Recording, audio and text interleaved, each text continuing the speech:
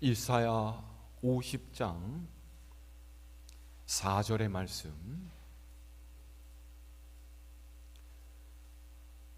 우리 함께 읽습니다. 시작. 주 여호와께서 학자들의 혀를 내게 주사 나로 곤고한 자를 말로 어떻게 도와줄 줄을 알게 하시고 아침마다 깨우치시되 나의 귀를 깨우치사 학자들 같이 알아듣게 하시도다. 아멘. 할렐루야.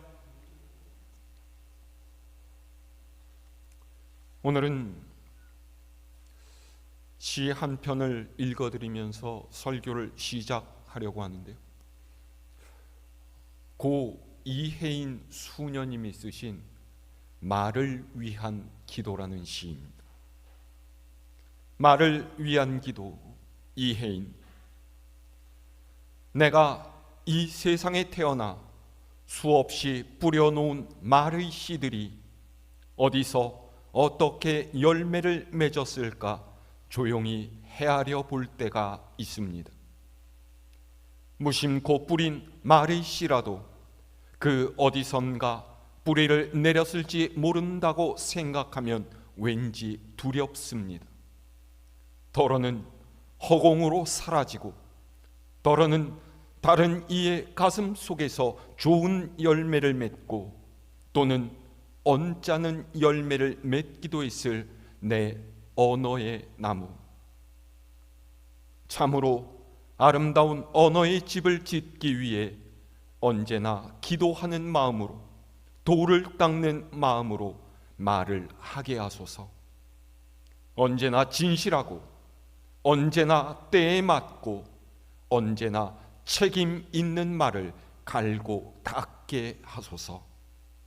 내가 이웃에게 말을 할 때는 하찮은 농담이라도 함부로 짓거리지 않게 도와주시어 좀 더 겸허하고 좀 더 인내롭고 좀 더 분별 있는 사랑의 말을 하게 하소서.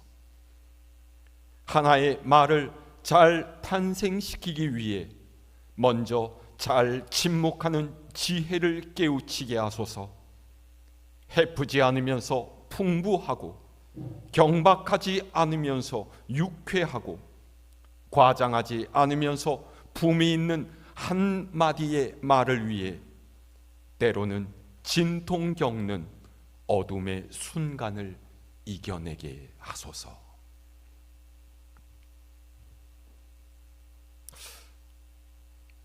사람을 가장 잘 나타내는 것은 그 사람이 사용하는 언어입니다. 말에는 그 사람의 인격이 배어 있고요, 품성이 드러나요. 어떤 일을 내가 잘 모르거나 혹은 처음 보았다고 해도 그 사람과 대화를 나누어 보고 그가 말하는 것을 보면은 이 사람은 어떤 사람이구나 하는 것을 어렴풋이나마 느낄 수가 있죠. 그래서 그리스도인은요, 말을 잘해야 합니다. 여기서 말을 잘해야 한다라는 것은요, 고급진 단어를 사용하고 논점에 맞게끔 매끄럽고 유창하게 말해야 한다라는 뜻이 아니에요. 말은 사람의 생각과 마음을 드러내는 것이기에 다른 이를 위로하고 격려하며 일으켜 세워주는 유순한 말을 해야 한다, 이런 뜻입니다. 사실 말의 중요성은 아무리 강조해도 지나치지 않습니다. 사람은 말 한마디로 다른 사람을 살리기도 하고 죽이기도 하고 행복하기도 하고 불행하기도 합니다. 말 한마디가 그 사람을 귀하고 존경받는 인물로 만들기도 하고요, 비난을 받고 나락에 떨어뜨리기도 하죠. 요 근래 여당 대통령 후보들의 정책 토론회가 있었습니다. 혹시 보신 분 있으십니까? 저는 직접 보지는 못하고요, 뉴스를 통해서 기사만 읽었는데요, 이 사람들 한 말을 보면 참 한숨이 나올 지경입니다. 한 나라의 대통령 후보라면요, 나름 정치적인 식견에 근거해서 국가가 나아가야 할 미래에 대한 방향을 제시해야 하지 않겠습니까? 그런데 이건 이름만 정책 토론회였지, 이들은 서로를 물어뜯고 험담하면서 인신공격만을 일삼았어요.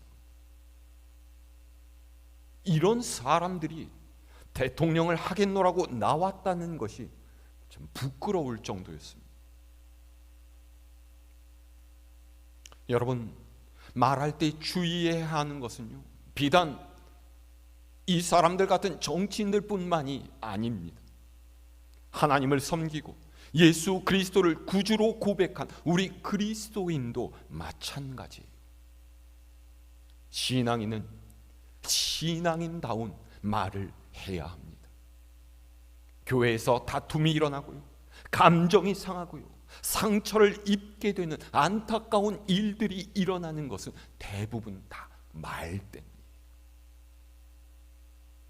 잠언을 비롯한 성경에 이 말에 관한 말씀이 얼마나 많습니까? 그런데 말씀을 읽어도 우리의 언어 생활이 바뀌지 않으면은 그것은 말씀대로 살고 있지 못한다라는 거예요. 오늘 우리가 살펴볼 이사야서 말씀 또한 말에 관한 것인데요, 특별히 이 부분은 하나님께 불순종하는 이스라엘 백성과는 다르게 하나님의 말씀에 순종하며 주신 사명을 이루기 위해서 충성하는 그분의 종, 즉 메시아의 노래입니다. 자, 우리 오늘 말씀 다시 함께 읽어볼까요? 이사야서 50장 4절입니다. 시작. 주 여호와께서 학자들의 혀를 내게 주사 나로 곤고한 자를 말로 어떻게 도와줄 줄을 알게 하시고 아침마다 깨우치시되 나의 귀를 깨우치사 학자들 같이 알아듣게 하시도다. 아멘. 오늘 말씀에 학자라는 단어가 2번 나옵니다. 히브리어로는요, 림무드라고 하는데요, 이 말은 우리가 학자라는 단어를 생각할 때 떠오르는 교수님, 박사님 이런 뜻과는 좀 많이 다릅니다.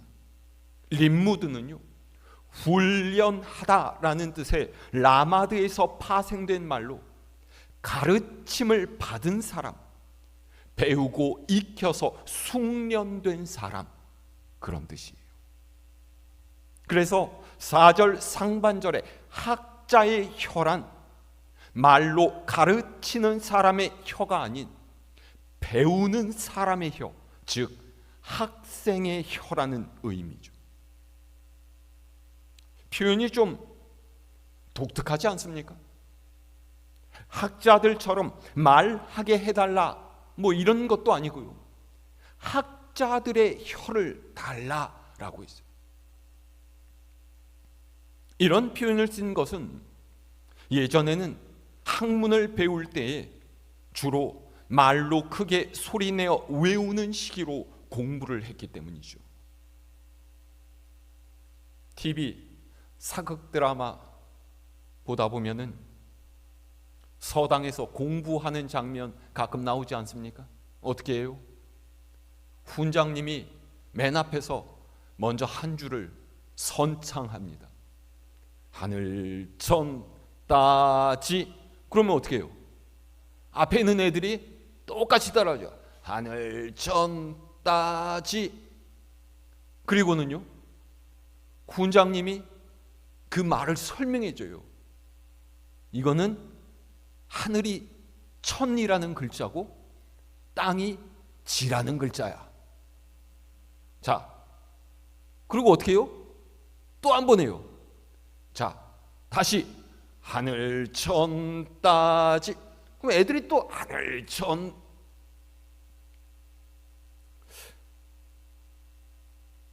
이스라엘 백성들이 살던 중동 지역도요, 뭐 이것과 다르지 않았어요. 특히 유대인들이 모세의 율법인 토라를 외울 때나 아랍인들이 이슬람 경전인 코란을 외울 때는요, 모두 이렇게 소리를 내서 암송을 하며 공부를 합니다. 그래서 4절 상반절에 혀라는 단어를 쓰고 있는 거예요. 그러면 구체적으로 이 학자들의 혀란 무슨 뜻입니까? NASB 영어 성경을 보면요, 이 학자들의 혀를 Tongue of Disciples라고 표현을 하고 있어요. 우리말로 번역을 하면은 제자들의 혀, 이런 뜻이죠. 제자들의 혀란 주님의 가르침을 그대로 따르고 배우기를 마다하지 않는 겸손한 언어 생활을 가리킵니다. 사실 배울 때 학생은요, 말이 많지 않아요. 왜요? 말 그대로 아직 배우는 사람이기 때문이죠. 그래서 자기 의견을 피력하고 어떤 것을 주장하기보다는 스승의 가르침을 따라하면서 그것을 잊지 않고 새기기를 더 힘씁니다. 우리의 신앙생활에서 마찬가지예요. 말이 많은 사람은 배우는 사람이 아니라 가르치려고 하는 사람이에요. 그러다 보면 분명히 실수를 하게 되고요, 다른 사람의 말은 듣지 않고서 저 혼자 떠드는 일이 발생하죠. 여러분, 자신을 학생처럼 낮추고 겸손의 자리에 머무르는 사람이 하나님의 말씀을 더 잘 배울 수 있고, 그래서 더 잘 가르치게 되지 않겠습니까? 내가 많이 알고 많이 경험했다라는 교만함, 내 생각이 옳고 나는 틀리지 않았다라는 자기 중심적인 생각이 우리를 믿음의 길에서 벗어나도록 만드는 거예요. 우리의 본이 되시는 예수님은 겸손한 분이셨습니다. 예수님께서는 사람들을 가르치시고 수없이 놀라운 기적들을 행하셨지만 단 한 번도 이것은 내가 한 것이다 자랑하신 적이 없어요. 그분께서는 자신의 모든 사역을 내가 아니요 나와 함께 하신 하나님께서 하셨노라 말씀하셨죠. 그랬기에 제자들의 더러운 발까지 씻기는 일도 주저하지 않으셨던 것 아니었겠습니까? 우리는 예수님의 이 겸손을 본받아야 합니다. 우리가 섬기는 주님께서 겸손하셨는데 어떻게 그분을 따르는 제자인 우리가 잘난 척을 하면서 스스로를 자랑할 수가 있겠어요? 여러분, 겸손하십니까? 스스로한테 한번 물어보세요. 겸손하십니까? 어렵죠. 네. 제가 가끔 듣는 라디오 방송 프로그램이 겸손은 어려워. 제목이 그렇더라고요. 방송 이름이 겸손은 어려워. 겸손하기는 정말로 어렵습니다. 그런데 자신이 정말로 겸손한 사람인지 아닌지 그걸 알 수 있는 한 가지 증거가 있어요. 그것은 다른 사람을 어떻게 판단하고 대하느냐 하는 것을 보면 알게 된다라는 거죠. 교만한 사람은요, 늘 주위의 사람을 비판하고 책망합니다. 무엇을 하든지 다른 사람의 잘못을 들추어내고요, 틀렸다라고 하면서 문제를 제기해요. 그리고 정작 그에게 일을 맡길라 치면은 두 손을 내저으면서 다른 사람의 일에 팔짱 끼고서 잔소리를 하는 거죠. 이런 사람의 마음에 깔려 있는 것이 무엇입니까? 나는 저 사람 같지는 않아. 나는 똑똑해. 나는 더 잘할 수 있어. 내가 저 사람보다는 훨씬 나아. 그런 교만이에요. 이게 여러분 얼마나 부끄러운 모습이에요. 사람은 자신의 능력으로 사는 것이 아닙니다. 스스로의 선함으로 사는 사람 아무도 없어요. 하나님의 은혜로, 하나님의 도우심으로 모든 것을 해내고 큰 탈 없이 살 수 있는 것이지, 자기의 힘만으로 되는 것은 아닙니다. 그런데도 자기를 뽐내고 드러내지 못해서 안다라는 사람 얼마나 많습니까? 그런 사람은 결국에는 넘어지게 되어 있어요. 여러분, 겸손한 학자의 혀를 받기를 하나님께 구하시기를 바랍니다. 우리가 이런 학자의 혀를 가질 때 하나님께서는 우리를 위로자와 격려자로 세우시고 하나님의 사랑과 은혜를 전하는 사명을 감당하도록 하세요. 오늘 말씀 어떻게 되어 있죠? 학자들의 혀를 받아야 하는 이유는요, 곤고한 자를 말로 도와주기 위함이라고 있어요. 다시 말해서 겸손한 제자의 혀를 가진 사람만이 지치고 피곤한 이들, 수고하고 무거운 짐진 이들을 말씀으로 도와줄 수 있다라는 것이죠. 교만한 선생의 혀를 가진 사람은 그렇게 할 수 없다는 거예요. 여러분, 여러분의 삶의 자리에서 또 교회에서 여러분을 만난 이들이 하나님의 말씀으로 위로를 받고 기운을 차리고 기쁨을 얻고 있습니까? 목사만 그렇게 해야 하는 것이 아니에요. 여러분 한 사람 한 사람이 주님의 말씀을 전하고 또 선한 말로 하나님의 사랑을 전해야 하는 주님의 제자들 아닙니까? 우리가 겸손하게 하나님의 말씀으로 곤고한 이들을 도와주는 것이란 주님께서 우리에게 부탁하신 바와 같이 생명의 복음을 전하는 것 아니겠어요? 오늘 내가 만나는 그 한 사람을 말씀으로 위로하고 격려하는 것이 주께서 맡기신 제자의 사명을 감당하는 일이라는 것 여러분 잊지 마시기를 바랍니다. 그런데 그저 생각만 한다고 해서 이렇게 할 수 있는 것이 아니죠. 여러분, 우리 중에 누가 이렇게 하고 싶지 않은 사람 있겠어요? 일부러 교만한 자세로 남을 비난하는 말을 하고 싶어하는 사람 있겠습니까? 그런 사람은 없습니다. 하지만 우리는 무의식 중에 또 습관대로 가시도 친 말을 하고요, 의도치 않게 다른 사람에게 상처를 주죠. 그러면 어떻게 겸손하고 온유한 학자의 혀를 가질 수가 있어요?